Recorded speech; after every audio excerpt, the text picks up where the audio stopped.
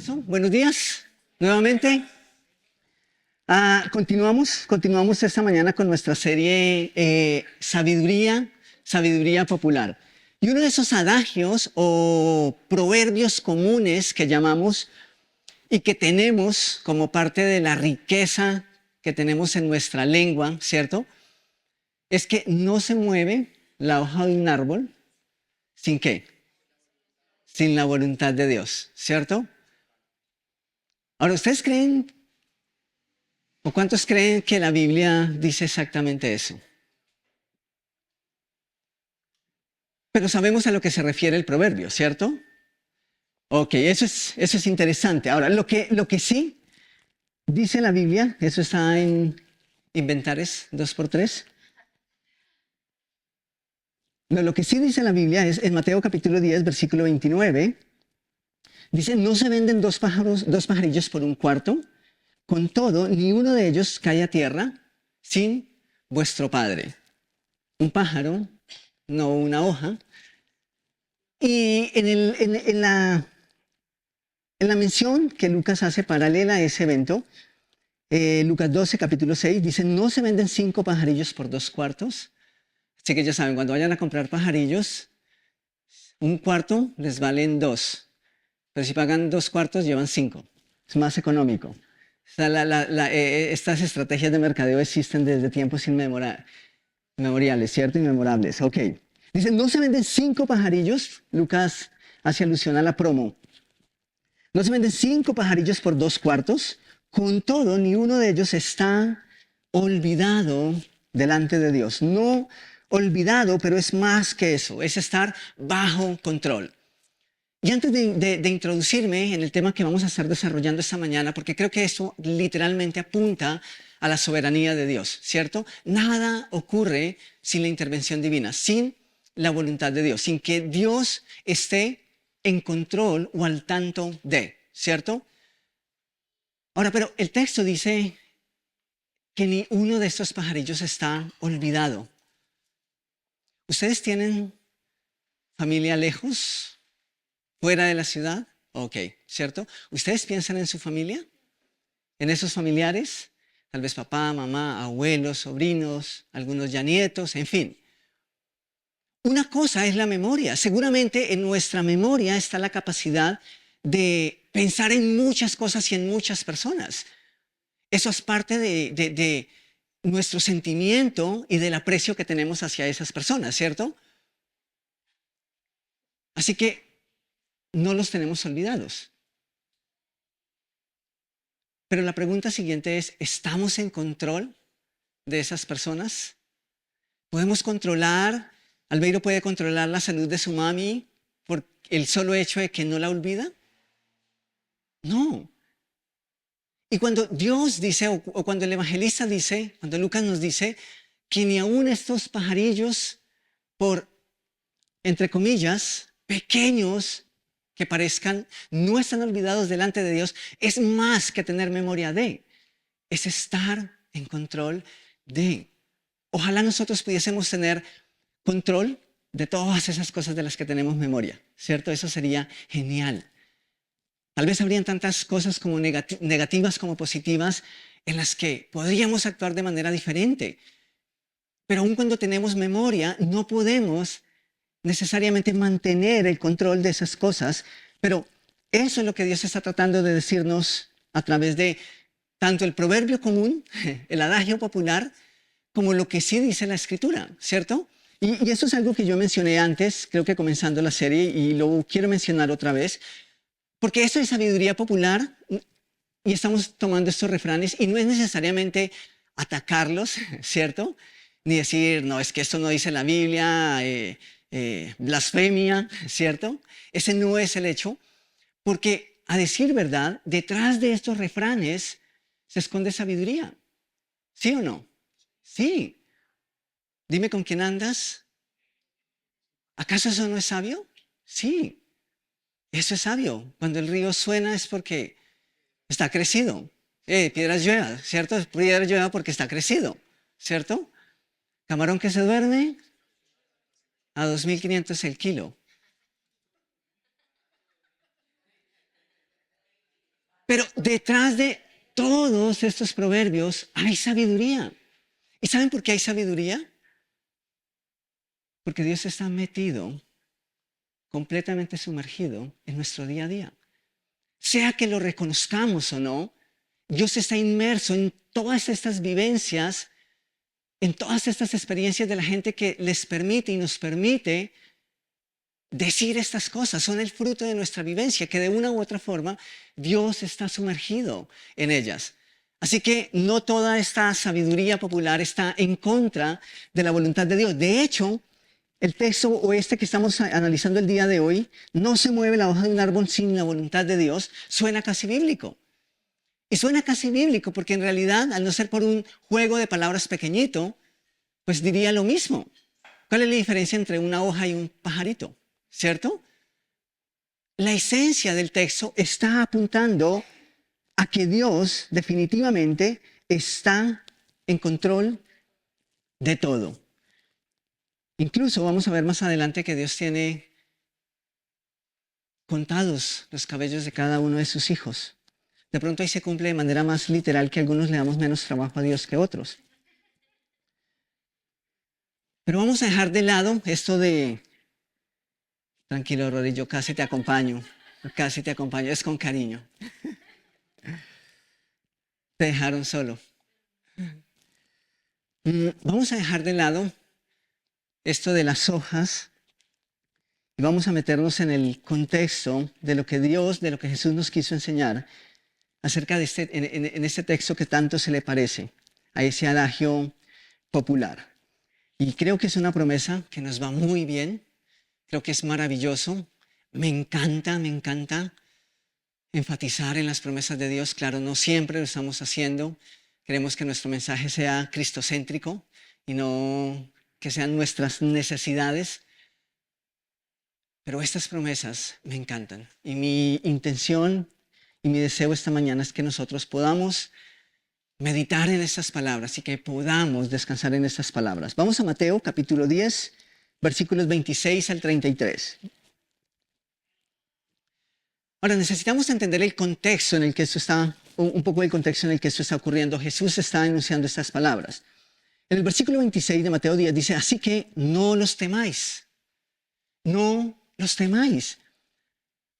Automáticamente aparece el temor en el hombre y el temor en el hombre reclama la sabiduría, la soberanía de Dios, la sabiduría de un ser, o la soberanía, sí, la soberanía, el poder, el control de un ser que todo lo puede controlar.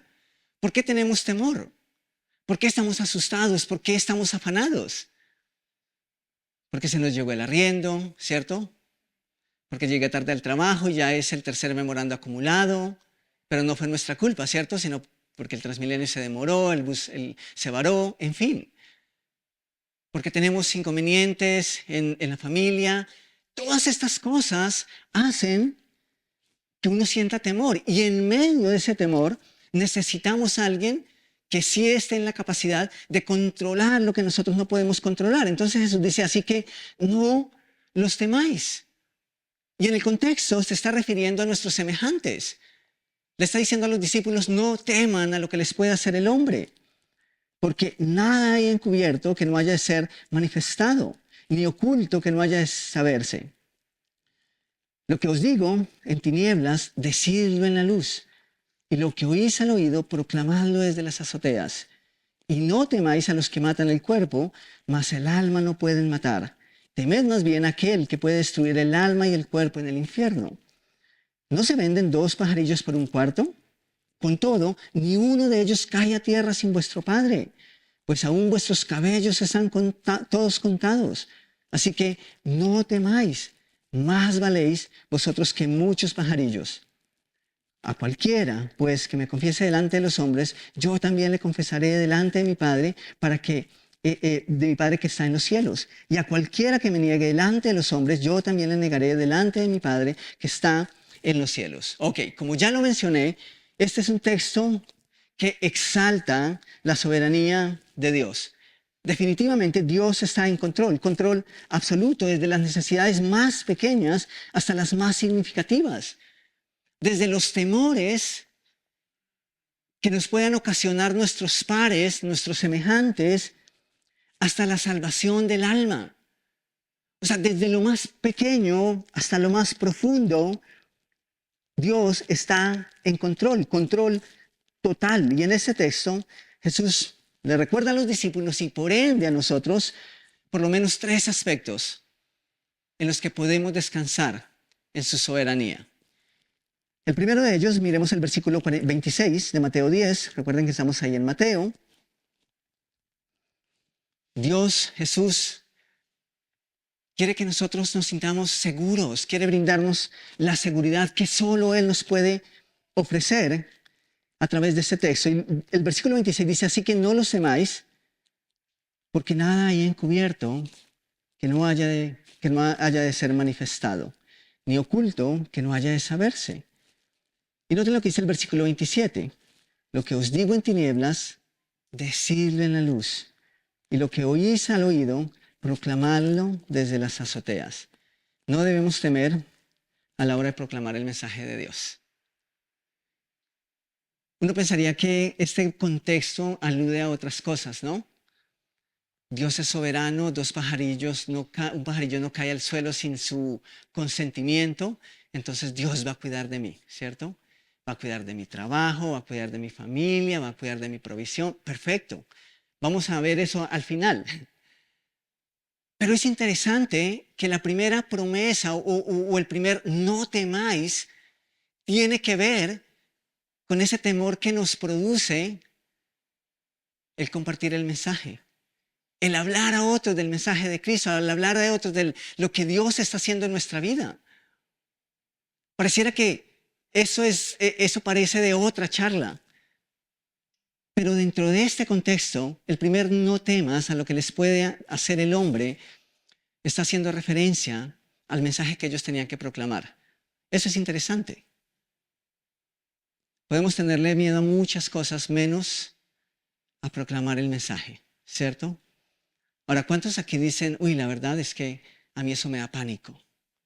Eso de compartir mi fe, eso de que de pronto me rechacen o que crean que estoy loco, o es que como la iglesia ha hecho tantas cosas malas, no, yo no quiero que de pronto me confundan con uno de esos, ¿cierto? Y Jesús les dice, no teman lo que les puede hacer el hombre, lo que pueda pensar el hombre. ¿Por qué?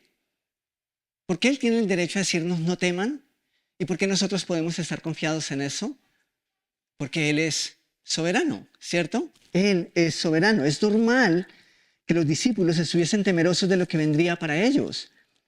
Claro que ellos necesitaban esas palabras de aliento, necesitaban recordar que estaban en las manos de un Dios que es soberano. Jesús en esos versos les está haciendo referencia a la persecución que vendrá por causa de Él. Ahora, ¿cuánto más sería difícil para los seguidores de Cristo cuando Jesús les estaba diciendo que Él iba a morir por enseñar y por proclamar el mensaje que ahora les están mandando a proclamar? ¿Era natural el temor? Claro. ¿Ellos necesitaban las palabras de Jesús? Claro que las necesitaban. Era normal que estuvieran temerosos cuando Jesús les estaba diciendo, ya no estaré más con vosotros. Y por más que había la promesa que el Espíritu Santo venía, ya ellos no iban a tener al Jesús visible. Y eso sí da mucho confort, ¿no? Eso sí ayuda muchísimo. Así que Jesús les está diciendo, no teman a lo que les pueda hacer el hombre. ¿Y por qué Jesús les está diciendo esto de que todo tiene que ser manifestado?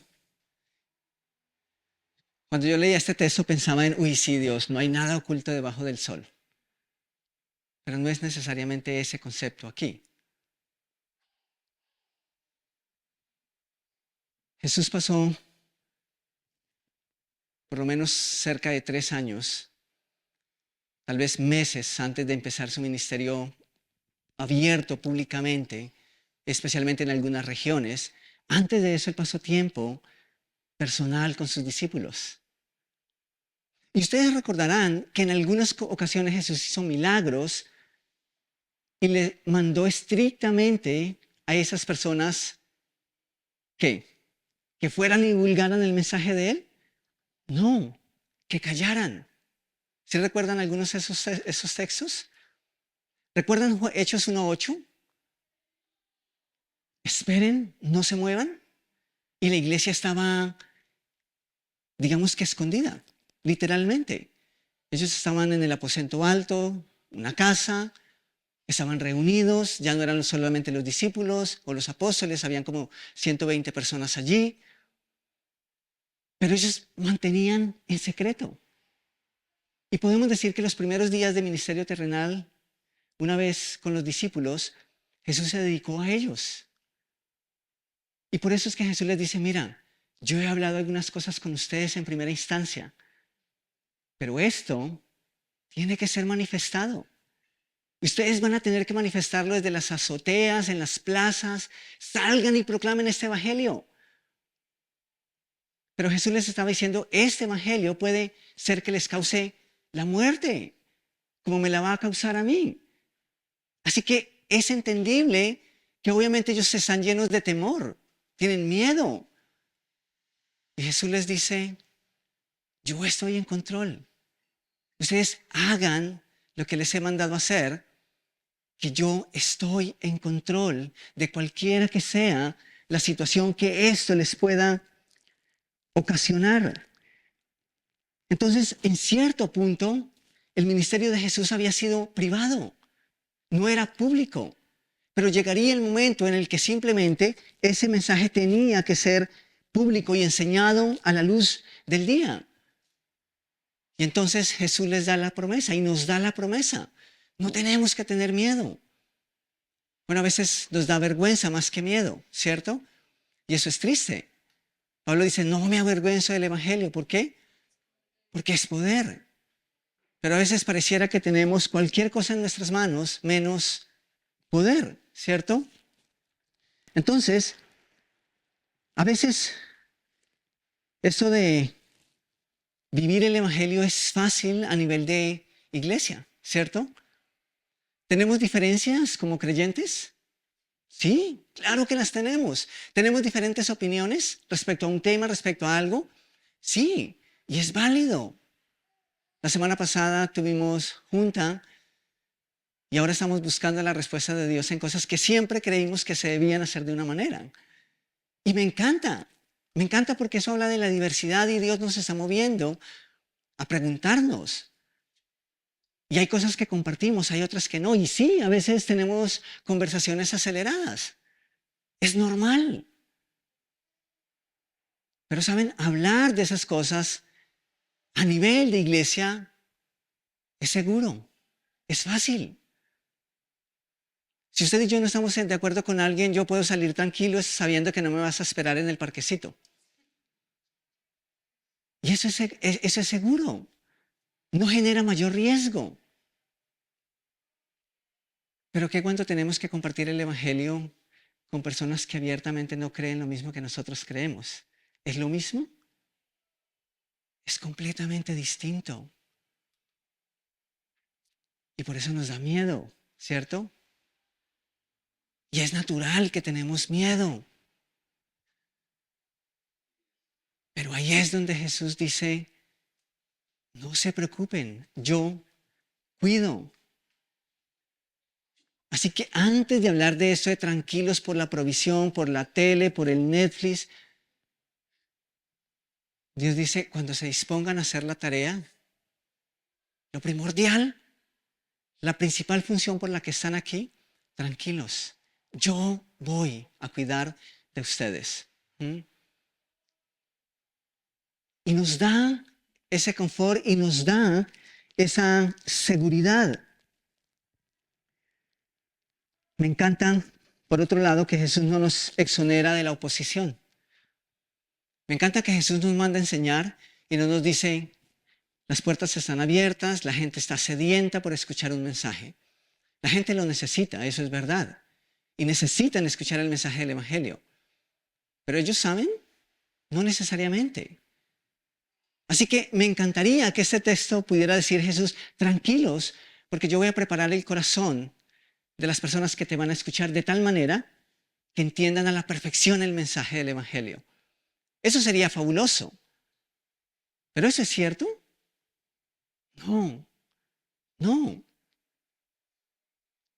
Pero qué bueno que Jesús no nos exonera de esa realidad. En parte porque es como opera su justicia. Para aquellos que creemos, para salvación. Para los que escuchan el mensaje y lo rechazan y se oponen, para condenación. Pero es así como fluye y se ejecuta la justicia de Dios sobre la tierra. Los que creen para salvación, los que reciben el mensaje y no creen para condenación. Pero este es el ejercicio natural del Evangelio o como se da el Evangelio en el mundo. Así que por eso Jesús no nos exonera de esa oposición, pero más bien nos dice, yo los cuidaré. No teman de la oposición que puedan recibir. Esto que les ha hablado en secreto, esto que ustedes y yo hemos hablado, ustedes tienen que proclamarlo, donde sea. Incluso les dice de las azoteas. Escuché de una persona que en pandemia salía a predicar desde la ventana de su apartamento. Bueno, eso se parece mucho a esto realmente. Ajá. No hay nada oculto que no haya de ser manifestado, que no haya de revelarse. Punto número 2, no debemos temer por lo que nos pueda hacer el hombre. Y cuando Jesús está hablando de estas cosas, eso es extremo. Para nosotros, eso tal vez tiene un valor muy diferente a los primeros oyentes. De hecho, todos los primeros oyentes murieron como mártires. Esa fue su realidad, o la mayoría. Para nosotros decir en ese momento, bueno, no debemos temer por lo que nos puede hacer el hombre. ¿Qué significa eso en nuestro contexto, en la realidad que vivimos? Cuando ni siquiera queremos arriesgarnos porque nos rechacen. Así que nosotros difícilmente logramos entender esas cosas, menos si no estamos haciendo la tarea. Pero para muchos, incluso en la actualidad, que se enfrentan a la persecución tratando de llevar el mensaje del Evangelio donde abiertamente es prohibido, eso tiene otra connotación. Y estas promesas se hacen mucho más profundas, mucho más grandes y especiales. Entonces, de modo que cuando Jesús les está diciendo no teman lo que les puede hacer el hombre, incluso se está refiriendo a que no teman la misma muerte que los seres humanos les puedan ocasionar. Lo peor que podían experimentar los creyentes por causa del Evangelio sería la muerte física. Por eso Jesús les está diciendo, no teman al que mata, al que puede dañar el cuerpo. ¿Por qué Jesús está hablando de estas cosas? ¿Porque iba a ser color de rosa, como decimos? No, porque ciertamente venía una persecución, venía dificultad. ¿Y por qué venía dificultad? Porque ellos estaban haciendo la tarea. Y Jesús les dice, no teman a los que pueden dañar el cuerpo, a los que pueden matar el cuerpo. Más bien, teman al que tiene la potestad, no solo sobre el cuerpo, sino también sobre el alma. ¿Qué es lo peor que los hombres pueden hacer a los hombres, a los seguidores de Jesús? Causarles la muerte. Eso es extremo. Pero eso es lo máximo que pueden lograr. Pero en este punto Jesús también nos recuerda algo que trasciende. Lo peor que los hombres puedan hacer a los seguidores de Jesús es, en un sentido, a los creyentes, lo mejor que les pueda ocurrir. Yo creo que eso es cierto. Pero al menos que nosotros realmente estemos viviendo y estemos tratando de llevar el Evangelio, entenderemos estas cosas en su magnitud. Lo peor que los hombres puedan hacer a los seguidores de Jesús es, en un sentido, a los creyentes, lo mejor que les pueda ocurrir. En las palabras de Pablo, esto es completamente cierto. Filipenses 1, versículo 21, dice, porque para mí el vivir es Cristo y el morir, ¿qué? Es ganancia. Esto es cierto. En un caso extremo de que alguien llegase a perder la vida por proclamar el mensaje del Evangelio, todo está bajo control. Nada ha escapado de las manos de Jesús. Por eso Jesús les está hablando de estas cosas. En ese contexto de los pajarillos, esos pájaros no caen ni siquiera uno de ellos al suelo sin que Dios lo sepa. Jesús nos está hablando de estas cosas y de estas promesas. Entonces, si el alma está segura en Cristo, entonces la muerte física es el paso directo a la gloria. Y en ese caso, todo es ganancia. Ya no hay dolor, ya no hay temor, no hay sufrimiento. Entonces, en el peor escenario posible, los discípulos pueden estar confiados en que Jesús tiene el control absoluto. Solo hay uno que tiene poder sobre la muerte y ese es Jesús. Así que aun cuando el enemigo pueda provocar eso, nosotros habremos ganado. No porque tenemos estas cosas en nuestras manos, sino porque Él está en control. Uno de esos grandes hombres de los que data la historia escribió lo siguiente, o mejor, alguien escribió para él después de su muerte. Dice que en la tumba de John Knox está este epitafio que dice: aquí yace uno que temió a Dios tanto que nunca tuvo temor ante ningún hombre. Aquí yace uno que temió a Dios tanto que nunca tuvo temor ante ningún hombre. Si nosotros realmente confiáramos en Dios, no tendríamos temor de lo que nos puede hacer el hombre. Y temor de lo que nos puede hacer el hombre aquí es en un contexto especial. Es por proclamar nuestra fe. Y creo que esas promesas, claro, son generales, pero se activan y se hacen reales cada vez que en realidad nosotros estamos haciendo la tarea. Seguramente muchos de nosotros aquí esta mañana, especialmente los hombres, y digo especialmente los hombres porque siento que tenemos un orgullo fuerte, especialmente cuando se trata de los demás hombres. Y hablábamos esto en la última reunión que tuvimos de caballeros. La mayoría de nosotros podríamos decir que no tenemos miedo al hombre en cierto sentido, porque no tendríamos ningún reparo en defender a nuestras esposas, a nuestros hijos, ¿cierto? A nuestros hermanos en Cristo. Pero no es necesariamente ese temor del que nos están hablando aquí. Es el temor a las consecuencias cuando vivimos una fe real, cuando vivimos un evangelio real. De hecho, yo creo que somos muy valientes para otras cosas. Pero cuando se trata de ese valor que reclama el reino, cuando se trata de ese valor que reclama el evangelio, estamos temerosos. Tenemos miedo. Así que esto de no tener temor no es salir a buscar problemas. Es que yo soy valiente, no es de ese temor. Es vivir la fe de tal manera que no importa cómo podamos parecer a un mundo que vive en desacuerdo con la voluntad de Dios, aun cuando nos marginen, aun cuando nos rechacen, aun cuando parezcamos aburridos.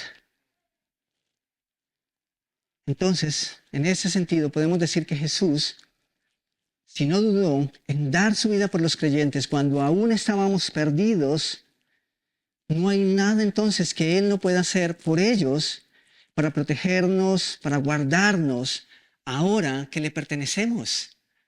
Si Él pagó el precio cuando estábamos lejos de Él, ¿cuánto más hará por nosotros ahora que somos suyos y le pertenecemos? Y aquí es entonces donde aparece este bello ejemplo que Jesús da a sus discípulos. Esto de los pajarillos nace como resultado del esfuerzo de Jesús por hacerle entender a sus discípulos y a sus oyentes que no tienen que estar preocupados porque Él va delante de ellos y porque Él tiene el poder para socorrer lo que todos necesitamos. Volvamos a Mateo capítulo 10, versículos 29 al 31. Mateo 10, 29 al 31.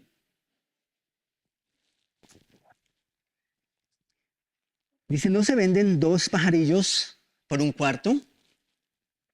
Con todo, ni uno de ellos cae a tierra sin vuestro Padre, pues aún vuestros cabellos están todos contados.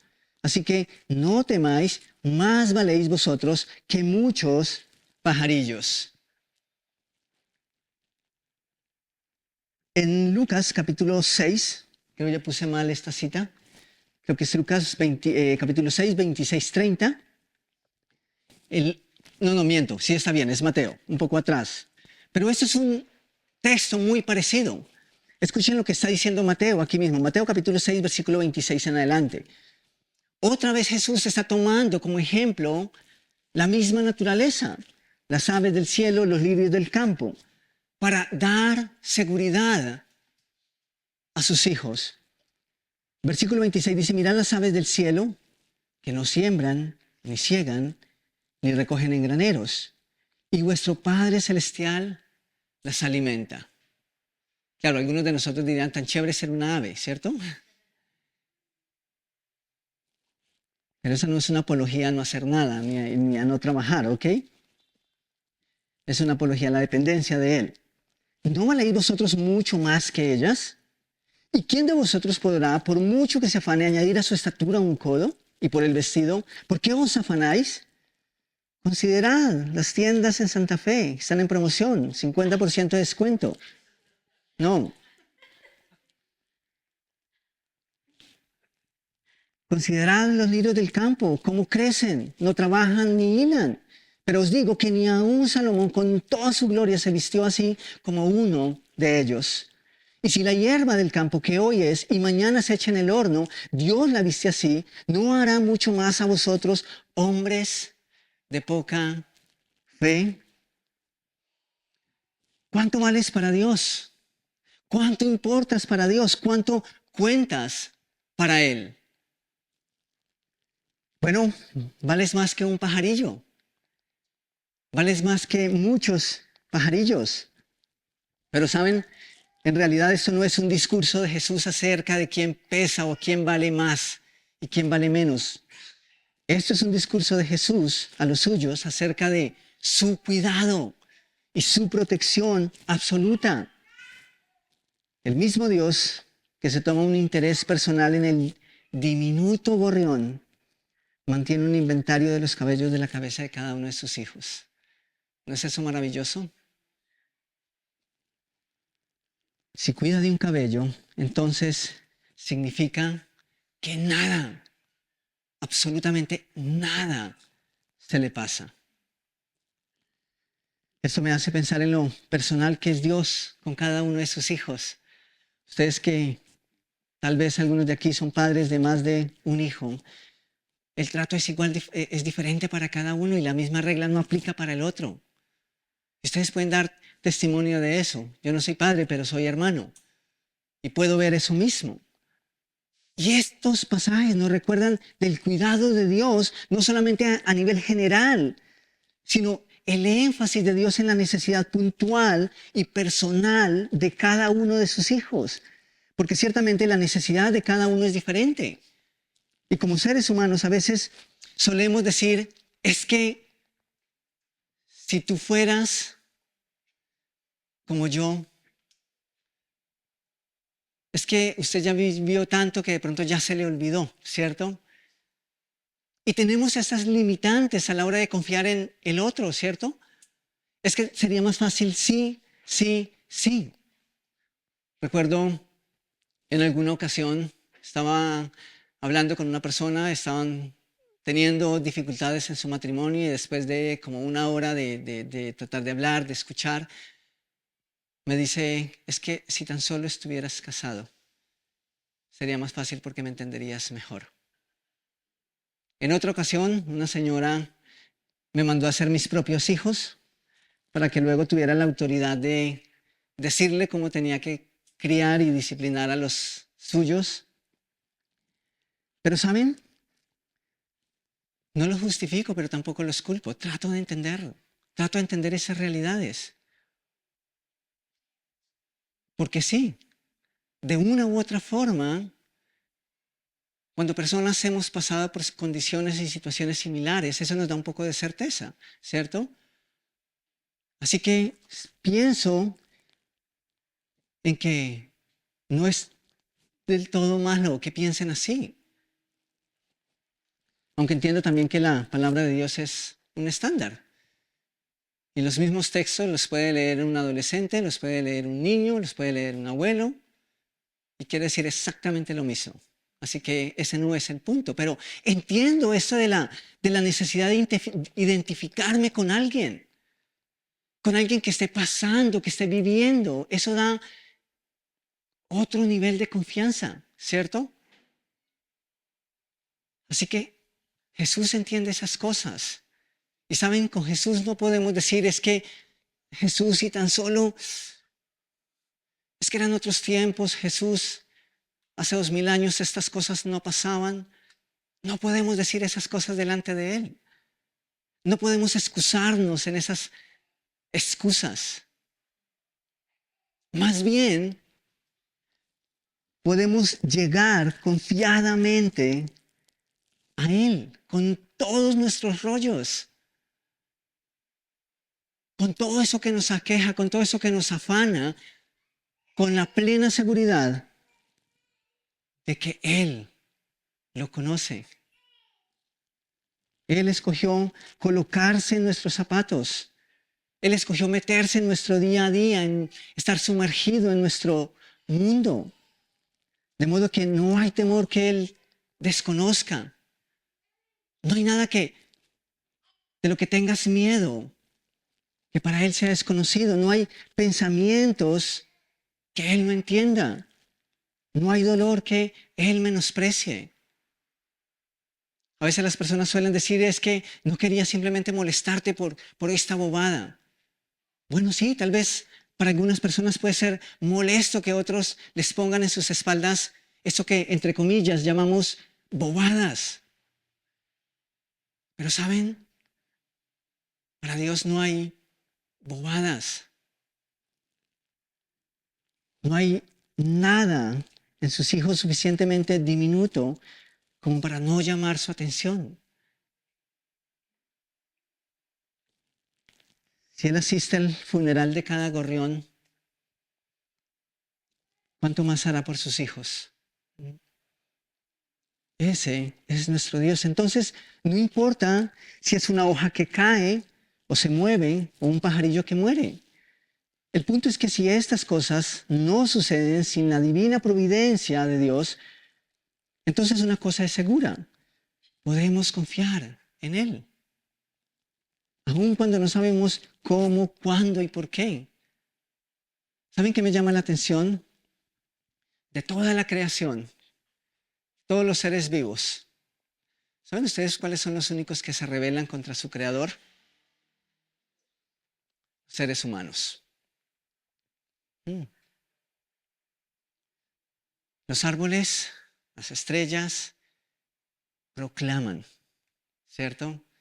Eso lo cantamos, ¿cierto? Toda la creación. También lo dice el salmista. Los animales actúan por instinto. Así que ellos simplemente dependen. Son 100% dependientes. No pueden razonar, voy a guardar un poquito para mañana. Ellos no pueden meditar en si lo comparto o tomo de esto un poquito más. No. Ellos simplemente viven de lo que Dios permite. Y nosotros, a quienes Dios nos ha dado la capacidad de meditar, de razonar, somos por excelencia los que más nos cuesta confiar.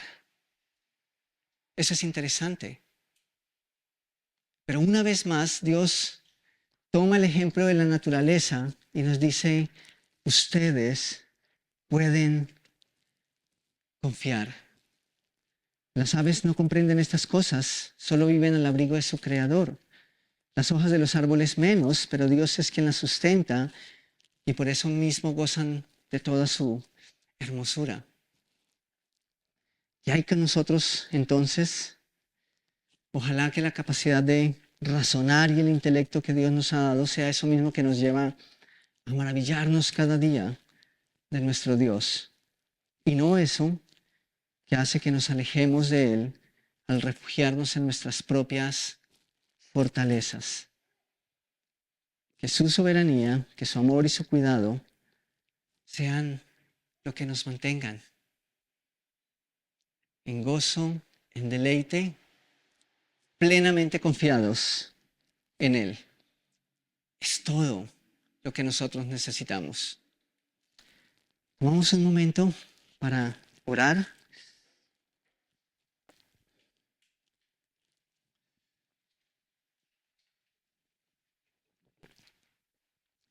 Me llama la atención que Jesús en este contexto que estudiamos esta mañana,